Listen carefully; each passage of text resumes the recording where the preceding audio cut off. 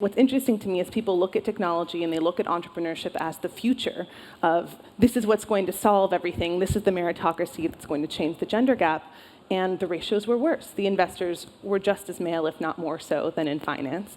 The other founders, especially those who got early capital based on an idea alone, on potential alone, tended to be male, and so the experience of going through that was much more jarring than working for financial services firms or in consulting, which was not what we were expecting. And what we found interesting is that as we progressed, and as we had more and more traction, so we gained in terms of both revenue and users, that is where we started to be taken much more seriously. And we'd have a lot of conversations with male founders that were in similar stages as us, and ask them, how do you respond to questions like, are you really in it for the long haul?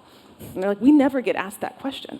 But we kept being like, how do you respond to questions around, do you have what it takes to run a company that might one day want to go public? And they're like, no one asks us that.